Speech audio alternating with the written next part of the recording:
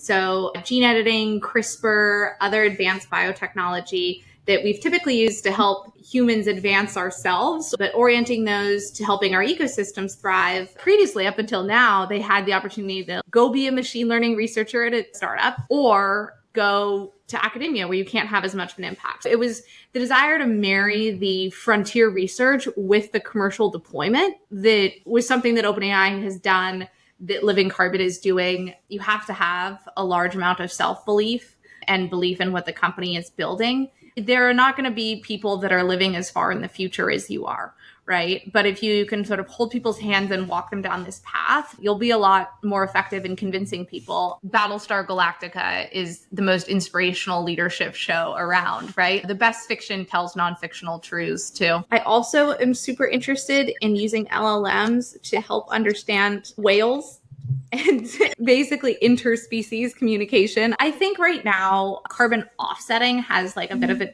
dirty connotation to it, when in reality, even if we reduced our emissions to zero tomorrow, we would still need to remove more carbon. I think people have to take a step back and think about how our ability to continue to advance at the rate that we have historically is directly tied to our ability to combat climate change.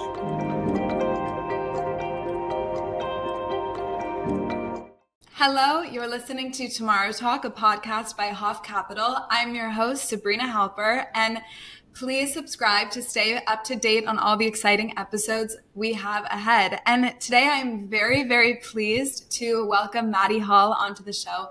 Maddie, thank you so much for being here. Of course. Thank you so much for having me. So Maddie, you are the co-founder and CEO of Living Carbon.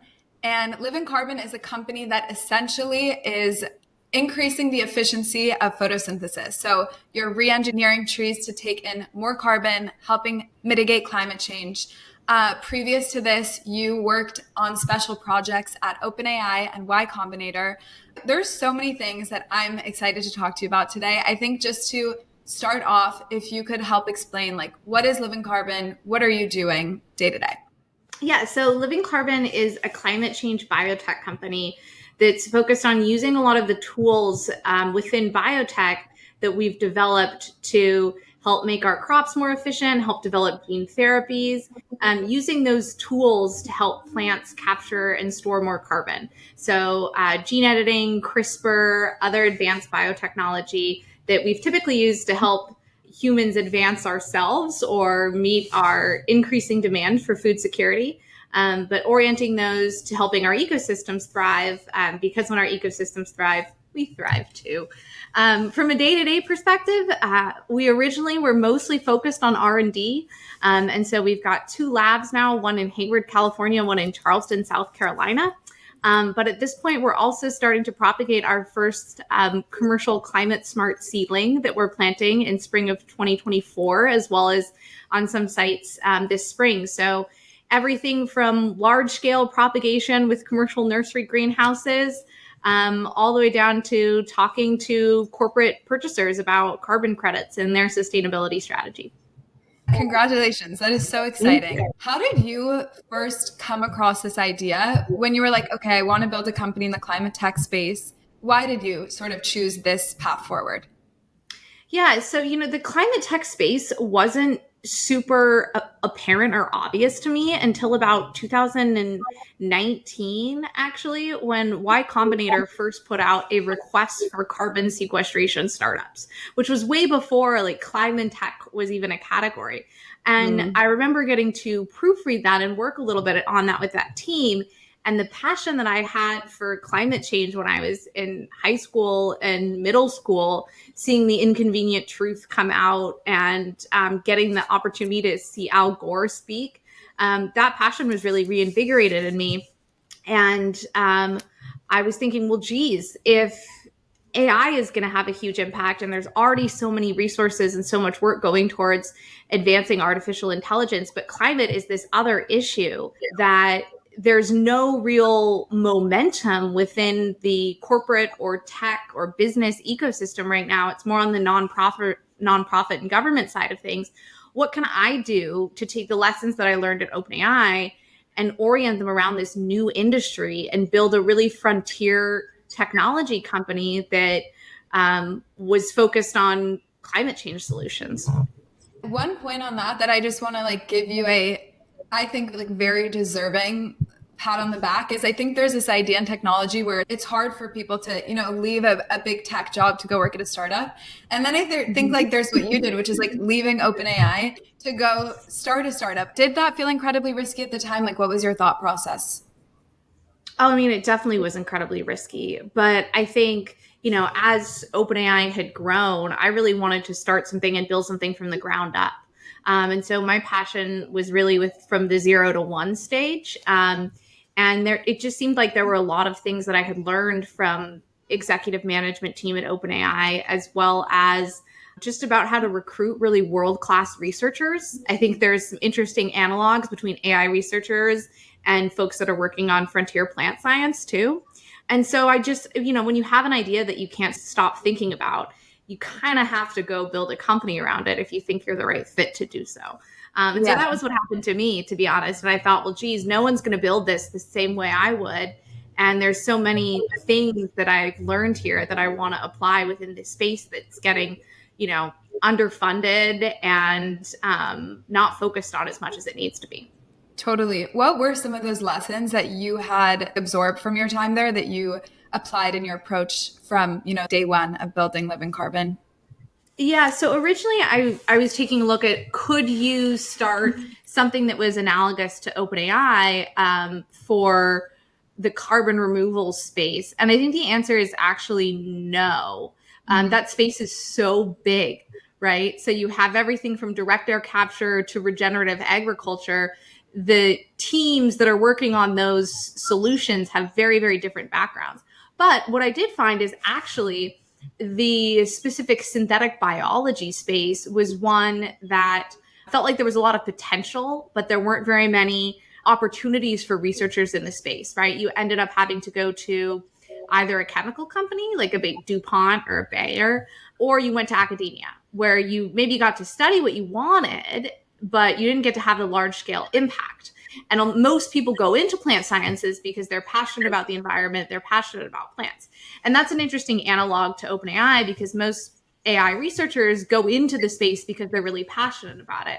They really care about the industry. But previously, up until now, they had the opportunity to go be a machine learning researcher at a machine learning team at a startup, or go to academia where you can't have as much of an impact. So it was the desire to marry the frontier research with the commercial deployment that was something that OpenAI has done, that Living Carbon is doing, that I think is really critical if you want to gain adoption for technologies that might be inaccurately represented in pop culture.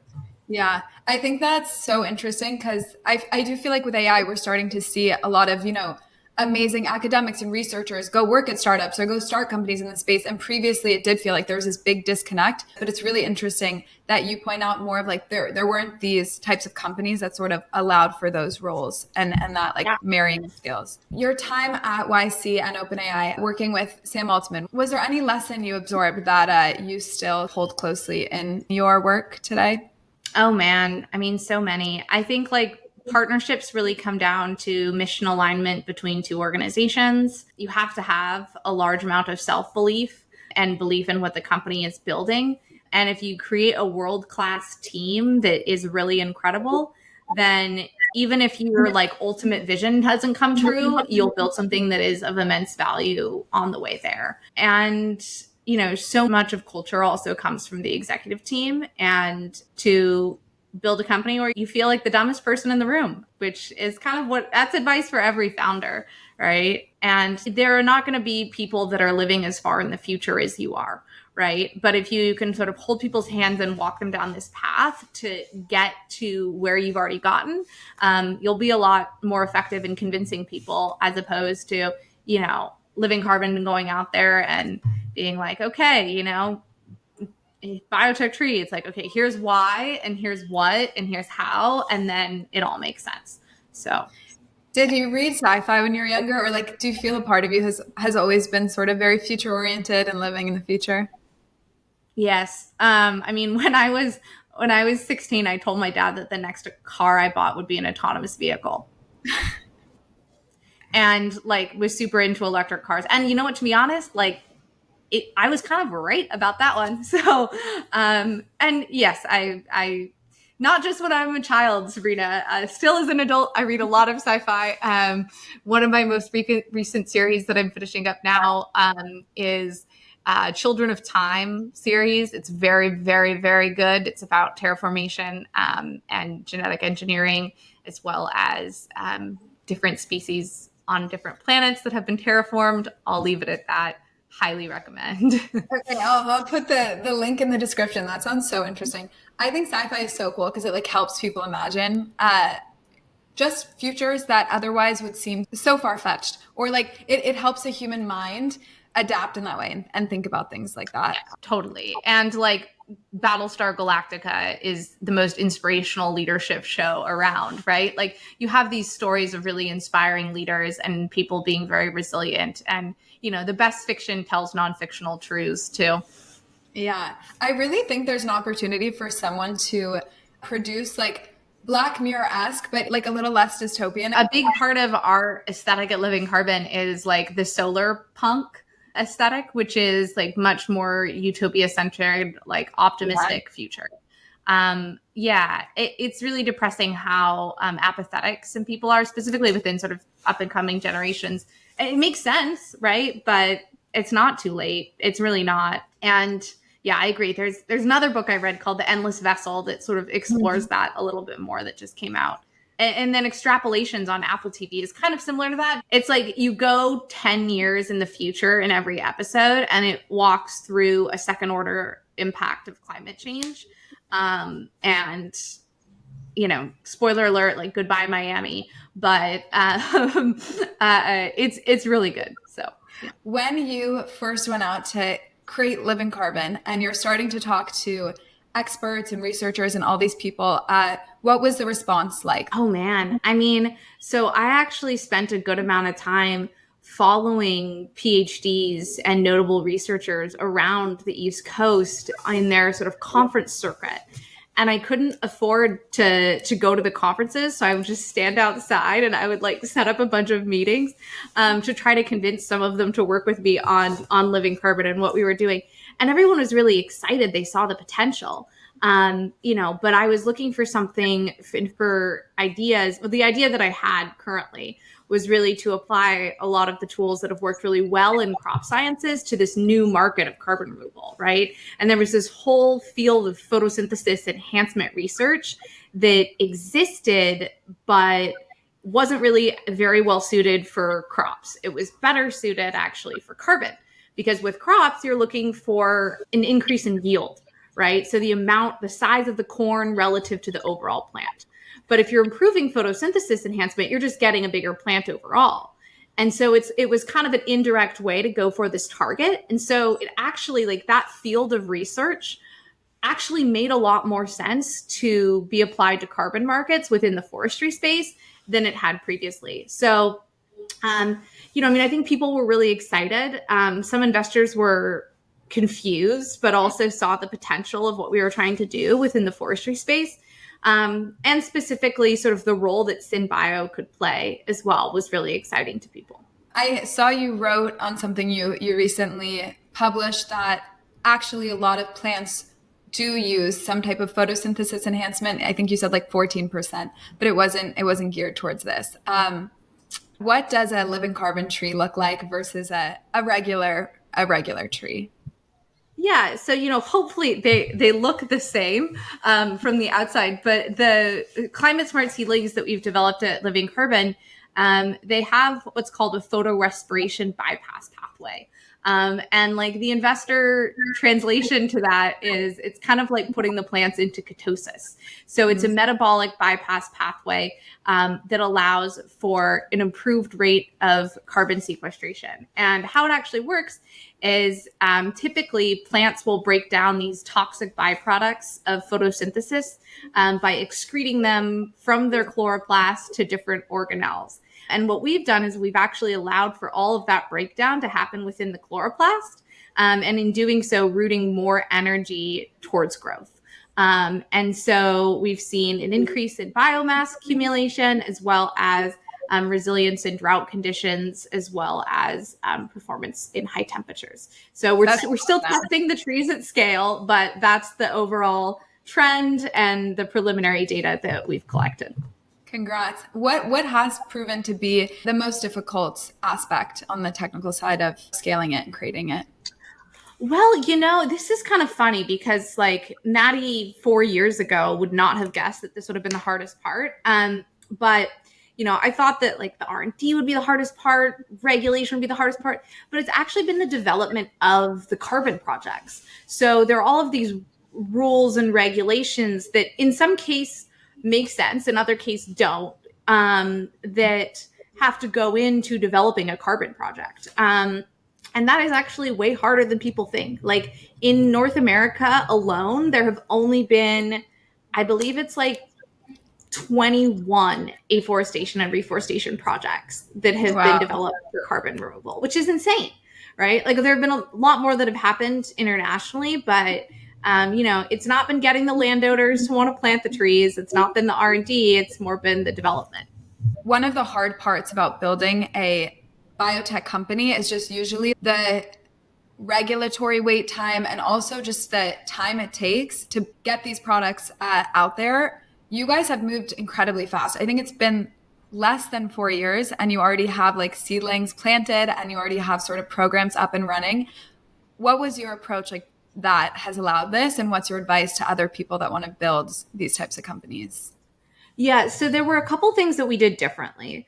One is we looked at the commercial market before we even started, right? Would there be interest in this product? What does the TEA actually look like? One mistake that a lot of biotechs make is they just focus on the possibility of the R&D without thinking about like how much value in the existing market are you actually capturing if this works. So that was one thing. The second thing was we really focused on having a de-risked path towards regulatory clearance, even when we were in the early stages of research and development. And so that went into not just working on that early on, but also designing a product that would have a high chance of being determined by USDA to not be regulated as GMO. So you also want to design your product around regulation and not just the other way around. And we're seeing that a lot more with like gene editing and CRISPR technologies. Like that in and of itself is designing through gene editing a product that has a shorter regulatory timeline. So that was the second thing. And then like what we did, as crazy as it sounds, honestly, is not that novel. There were already existing work that was done on photosynthesis enhancement, right? There were decades of research that's been done there. So for us, it was really about taking this subset of research, applying it to trees, and getting a similar trait to work there. And, we're planting on really degraded land where there's not a high rate of natural regeneration, because it doesn't make sense to like plant our trees in areas where trees are already thriving, because we have trees for that already. So with the seedlings you have now, you are focused on these areas that need regeneration, like places that have previously been mines or they've been like very environmentally degraded. Do you like in the future, could I go buy a living carbon seedling to plant in my backyard if I wanted to? Do you ever see that path forward? We get a lot of interest in that, to be honest. And it's something that I would love to do. But if you think about it from a business perspective, it's not a very good business. I think like we're definitely more focused right now on B2B and on project development, both for carbon projects and also for helping companies reduce their emissions. I think if you want to have a large impact on carbon removal, you kind of have to target where the sources of emissions come from. And that's like corporations at a very high level. So, but we are thinking of doing like a seedling drop to folks that are influential in our network, so we can add you to the list. I would love that. What is your ultimate vision for Living Carbon? Yeah, so I have this goal of having like these really integrated carbon farms where we're really maximizing the amount of carbon per acre land in a way that uses all types of carbon removal, right? So maybe you have a direct air capture plant, and one of the byproducts of that direct air capture plant is water, and you're doing an afforestation project with living carbon trees next to that DAC hub. You're also doing enhanced mineral weathering and spreading biochar, thinking about really integrated ways in which like market incentives and carbon removal companies can work together to not make land bottleneck. And also like not compete as much on technology, because we really need everything to have any shot of getting out of the climate crisis we've created. So, you know, I mean, that's part of my vision. I think the last thing I'll say is just like, I want Living Carbon to be the biotech institution that is specifically targeting carbon removal on degraded land. So sites of former fossil fuel extraction, allowing those sites to then become carbon sinks over time. On that point, that, you know, living carbon is one piece of the broader puzzle that needs to happen to really mitigate climate change. If you had unlimited access to resources and capital and 10 times as much time as you do as a single human being, what are the companies in parallel that you would build and the other sort of technologies and processes that need to be scaled alongside in this space? Oh, that is a great question. Let's see. So I think there's some work on sort of different microbial treatments that I think is really interesting work. I think if I hadn't started Living Carbon, I would have worked on some sort of gene editing related company that I think has a really high potential. I also am super interested in using LLMs to help understand whales and like in basically interspecies communication. I think that would be really cool, and help us understand a lot more about the deep sea. Within the climate tech space, I think that there's a lot that biology can do to enhance the rate of mineral weathering too, which is another form of carbon removal using different types of microbes and plants as well. That's something we're looking into at Living Carbon, additionally to the work that we're doing today. I think there needs to be more financial instruments for companies like Living Carbon to scale. So whether that is sort of climate insurance, multi-year offtake agreements that are being templatized. I don't know if that's actually a company, but you know, these are all of the things that would be helpful. I do also do some climate tech investing. So I think heavy industry is really going to be key in actually decarbonizing.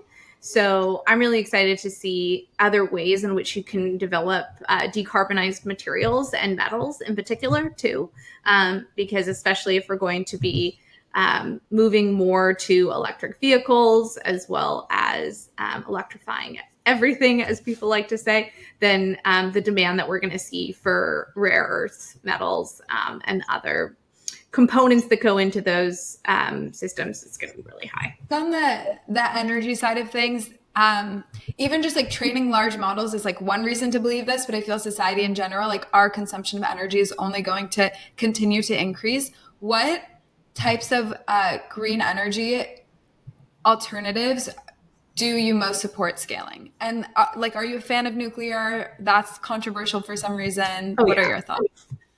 Yes, I'm a fan. I think it should not be controversial, right? That is one of those things that I think is kind of similar to genetic engineering, where there is a inaccurate public perception of the safety of a lot of the newer technologies too. And most of how people think about both of those are really rooted in the past and like not an accurate reflection of the reality of today's technology, and even weren't an accurate reflection of technology of yesterday too. But like, you know, there's pushback that we get because we use genetic engineering, and even though it's incredibly safe, and I think in the same way that there's pushback for different types of energy sources, specifically nuclear, that end up being grounded not in science, but in like general agita. And that's really hard, right? Because if there's a specific concern that somebody has about how we are measuring like soil ecology or other specific things about our project, it's really easy to answer those and we can have a conversation about it. But when it's like much more emotion based, that's when it gets to be a little bit tricky. What are some of the other use cases of synthetic biology that are exciting to you, if any? Like, obviously, there's so many different ways it could be used, but anything on your mind these days? Yeah, I mean, I think a lot about ways in which we could help mitigate the impact that new diseases have on our plant and food supplies.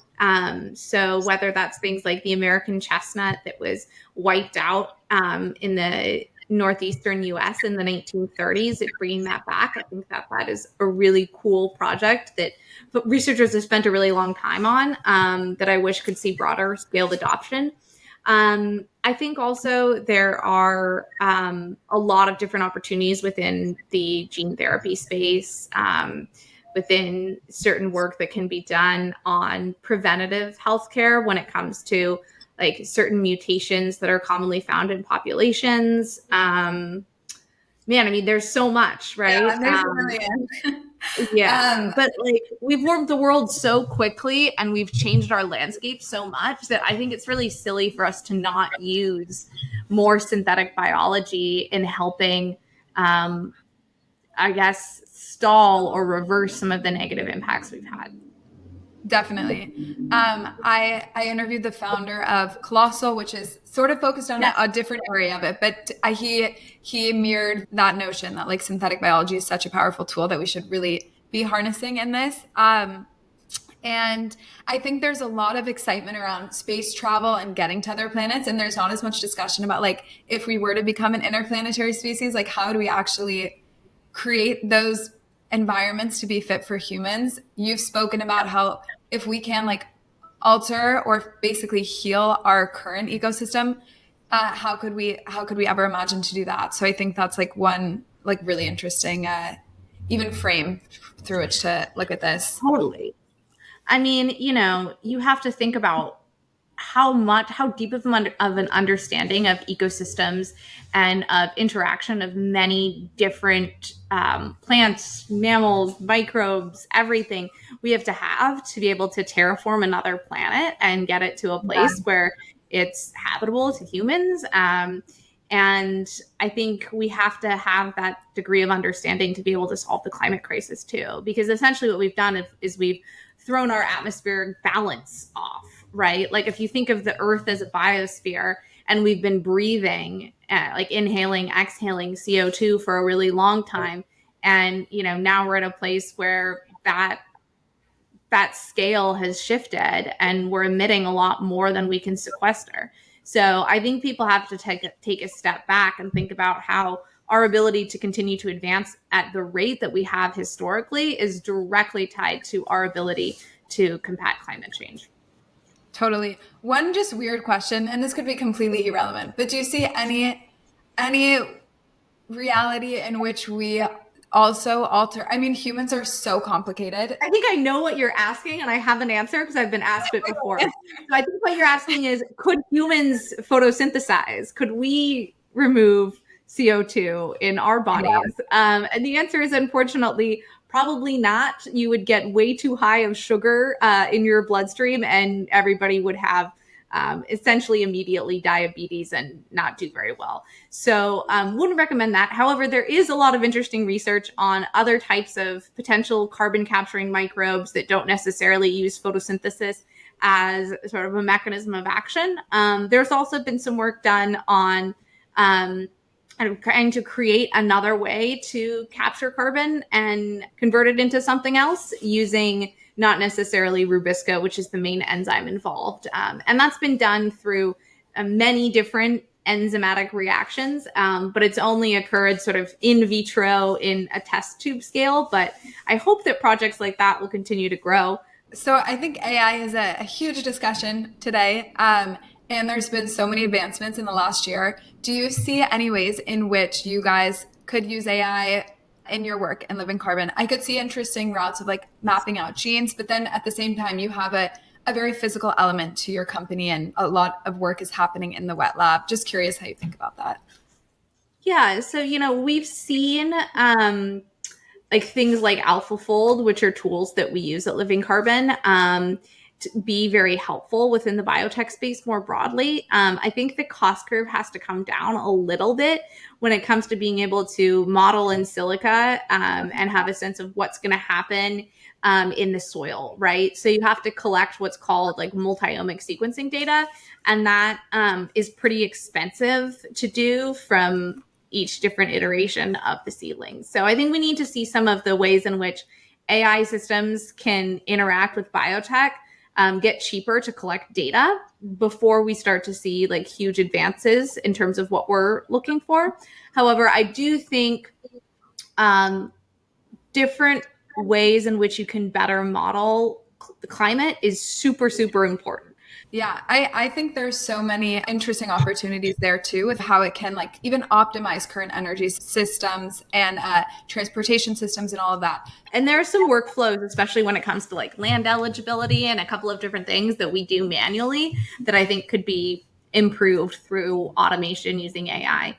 But I think fundamentally what we're doing is like pretty darn physical. I don't see a world where like, AI is out there planting 4 million trees. But in terms of designing new molecules that contain a lot of carbon that are hard for known enzymes to break down, that's an area where AI can play a role. There's a lot more that can be done.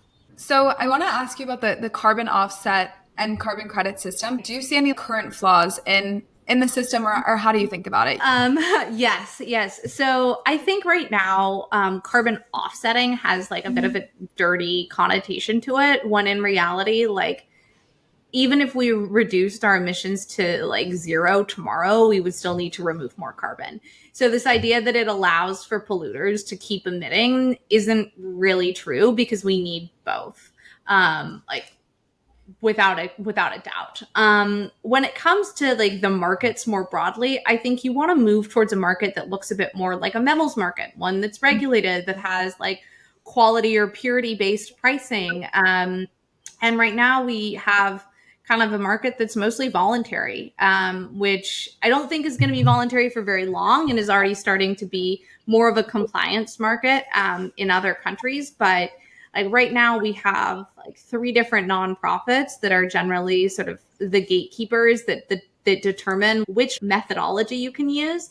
And it's really up to the buyers to do a lot of their own diligence on the projects, which is really hard, because most companies, they, have pressure to have a strong ESG strategy, but they're not going to have the technical talent on their team to evaluate different types of carbon removal projects. And to be honest, they shouldn't.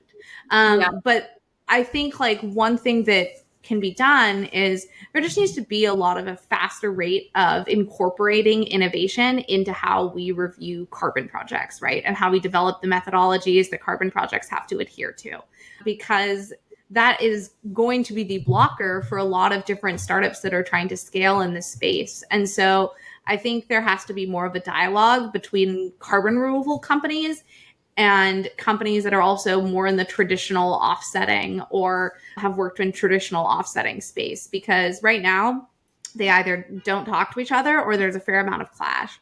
I think that that's really negative as a whole. Startups in the climate tech space, I think policy and regulation, it can affect funding, incentives, potential partnerships. How do you think about building a business in the space where some of these incentives might change throughout different political cycles? That's a great question. And I think if you had asked me a while ago, I would have maybe been more scared about it. But like in the Trump administration, right? In that era, we saw a ton of corporates actually step up and lead the way when it came to carbon removal in the absence of government, right?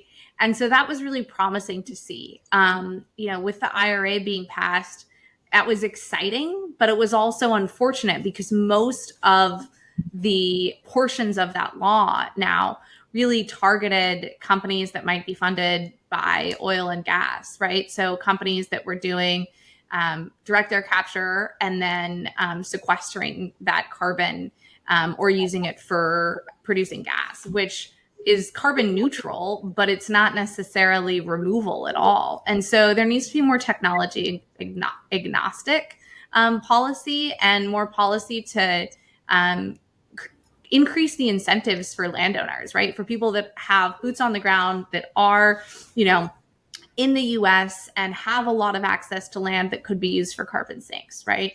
Getting those folks to have the proper incentives to use their land for that purpose is super important. So I'm hoping that the Farm Bill includes some language there. And we've done some work with the Department of Energy as well as the USDA. And that's been really great. Both those organizations have been super supportive of the work that we're doing.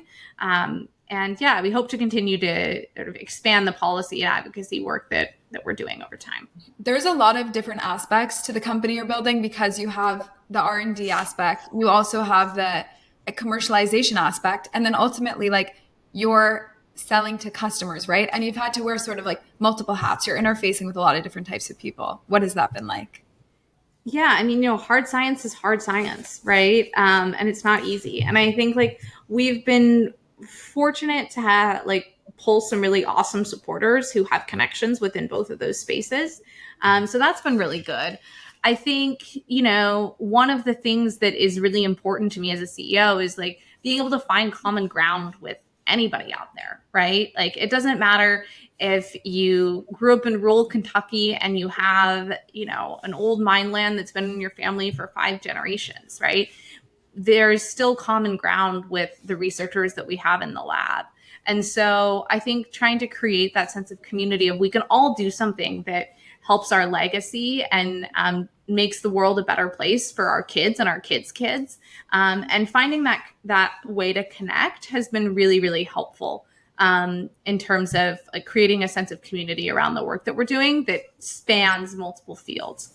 To someone else that wants to go start a company in the climate tech space and, raise venture funding for it, like what would your advice be? Yes, I think it would be de-risk your commercial go-to-market up front before you do R&D, and have a target that isn't too pie in the sky, right? That has a good foundation of science to build off of. And like, I think when we raised our like seed and extension, I pitched about 100 investors and had about a 50% hit rate. So it was kind of a party round, to be honest. We signed like a lot of small safes and then came in and had a fund. Felicis ended up leading, and then we converted it to equity. I think we're really excited to have backers that are really large funds now. So hopefully we can work with them on different milestones that we want to hit, etc. So that's awesome. And what would your best advice for investors that want to get involved in the space and start investing in climate change be in terms of picking, which companies to invest in and what to look for? I mean, I think like having a path to scale is really, really important, specifically within the carbon removal space.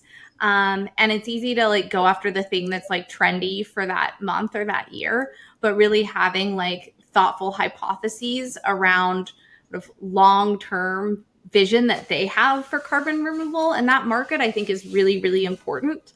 And how they think that they can help these companies, right? Because obviously some investors have been more helpful than others, but yeah, I think still go after it, right? Because these are like, whether or not you believe in the carbon market today doesn't really matter, right? If you believe in a world where we do everything we can to slow and solve climate change, then there has to be some sort of market function for that to exist. So you're kind of diligencing a problem, but also like the future of an industry that we don't really know what it's going to look like yet, right? But that doesn't mean that it doesn't exist or that it will exist in its current form in the future. Excuse the double negative there, but yeah. To sort of go back to the early days of Living Carbon, is there anything you would have done differently in that first year or two, looking back now? I think in the beginning, it was really easy to just want to move as fast as we could and not think about some of the long-term impacts that our decisions were going to have. I think like we chose to work with a hybrid poplar, which is a common type of tree that's used for remediation, but it's not very common within like the forestry space. And so that kind of shrunk our initial market. We have loblolly pine that we've developed now too, that we're growing in our greenhouse, which is exciting. But I would have wanted to just like be a bit more thoughtful and diligent in thinking about like how my decisions of today were going to be impacting the company in the future. That also comes into hiring. And I would also say, trust your gut. Like it sounds kind of silly, but if you don't have like a full body 10 out of 10, this person's going to be a great hire, don't bring them on. And I think listening to your own cues, right? Because sometimes your body will tell you things that your brain hasn't quite thought yet. So if you're delaying doing something, maybe it's because like you don't actually think it's the right thing to do. Mm-hmm. So being as self-aware as you can, you know. Yeah. On a personal level, what do you think you've learned about yourself in the past 4 years of building this company? Oh man, so many things. I think, you know, just the ability to be resilient, because it really is like an emotional roller coaster.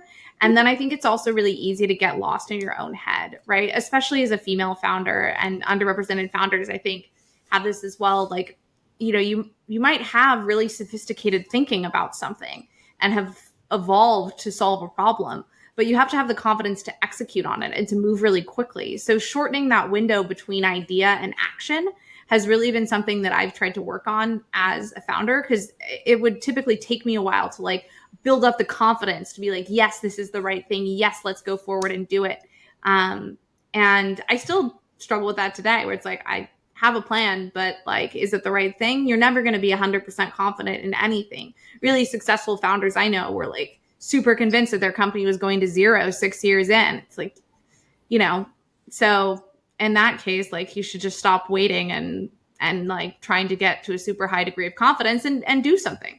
But luckily we have sort of the fear that has been instilled in me around the climate crisis and drive to make that better, and connecting people with that inspiration that pushes me to keep going and move quickly.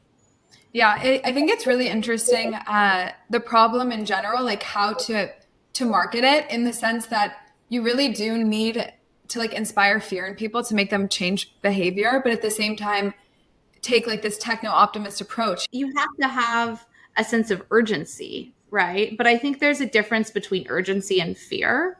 And like one of the reasons as to why we specifically wanted to create a photosynthesis enhanced tree is because it captures the minds and the hearts of people, right? And it gets them excited about the potential that biotech can play in climate change mitigation. And so to me, that's like a large part of why we did what we did, is because it helps tell that story to the landowner. It helps tell the story to folks that want them in their backyard, right? It says that actually there is something that you can do. There are these solutions out there. And it's not just, you know, ceremonially donating $1 to plant a tree without actually knowing the outcome. It's actually participating in it, whether it's with your land, with your money, or with your time. On your previous point about at the beginning, if you could, you might have thought longer term about which plant to focus on. I guess I'm curious how you think about like Y Combinator's famous advice around sort of like shipping super fast and just like start getting things out there. Do you feel differently about it? I think it's still true. You know, we had to spend a fair amount of time in R&D, but we still moved as fast as we could, and wanted to balance moving quickly and also like deploying the right product. And we still view our commercial projects as large scale field trials. So I think within the sciences space, I take that advice to mean parallel path as much as you can, so you don't lose any time. Or you like learn as much as you can as quickly as you can, right? As opposed to like move fast and break things, because you don't want to do that in hard science. But I still think it's true. You know, we don't have enough time to wait.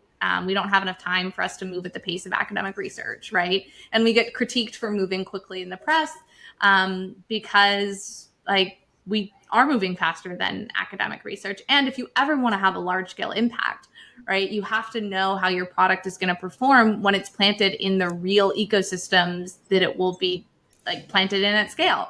And so unless you know that, like you can have a field trial that goes for 20 years or greenhouse experiments for decades, but unless you've actually like tested it in the market, right, you're never going to know. So I think it's like mirroring the need for really strong science and robust protocols and experimentation with, okay, what can we do in parallel and how can we go to market quickly and get user feedback quickly? Whether it's from the trees in the soil and the landowners that are planting them or the folks that are interested in the carbon. Looking forward, what is one thing that makes you very optimistic? I think the like camaraderie that we see from different groups of people that we work with, and the connection and the ability to like cross the aisle to be working in rural parts of Ohio, West Virginia, and have team members that come from those areas too, and seeing the unification and the common ground that we can come to about ways in which we can use our land and restore these ecosystems that have not only a climate impact, but a human impact, right? If you can tie things back to a primary need that somebody has, it's going to be a lot easier to get them excited about what you're doing. So, yeah, I mean, that's what makes me hopeful. That's an amazing answer. And Maddie, thank you so much for coming on the show today. I am truly grateful that there are people like you and your team at Living Carbon working on these issues. And I hope first of all, I hope that if I'm lucky enough to be on the VIP list of seedlings, right now I live in New York, but I'll hold that seat and protect it until I have a home in nature. Yeah. Thank you so much. Of course. Thank you for having me and for showcasing what we do.